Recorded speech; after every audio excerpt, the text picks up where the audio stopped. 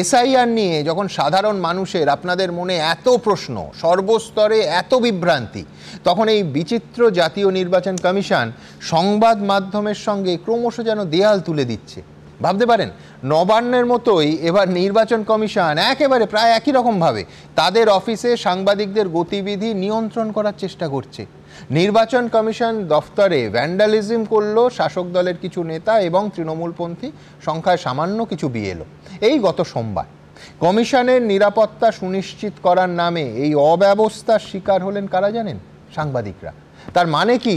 একেবারে পরিষ্কার প্রশ্নে আসবো, এই নির্বাচন কমিশন সংবাদ মাধ্যমের কাছ থেকে নিজেদের ব্যর্থতা লুকোতে চাইছে।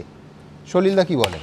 এই গত সোমবারের ঘটনা, বিএলও অধিরক্ষা কমিটির নামে বাই অ্যান্ড লার্জ 4 জন বিএলও ছিল, বাকি সব শাসক দলের নেতা কর্মীতে ভর্তি।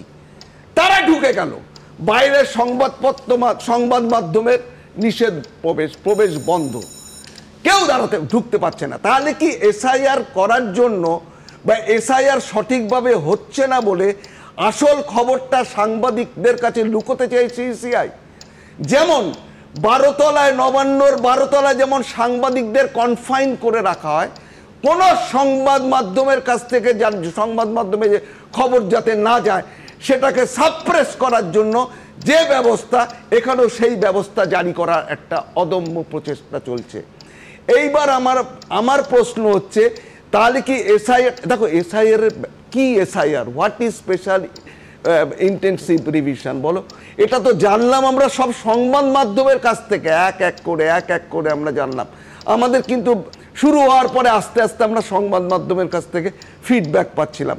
আজকে তুমি প্র্যাগমেটিক্যালি চিন্তা করো, বাস্তবগতভাবে, বাস্তব দৃষ্টিভঙ্গি নিয়ে আজকে কিন্তু এসআইআর আমার মনে হয় অত্যন্ত অবৈজ্ঞানিকভাবে চলছে, এবং এটা কতটা বাস্তবায়িত হবে আলটিমেটলি সে সম্পর্কে আমার সন্দেহ আছে।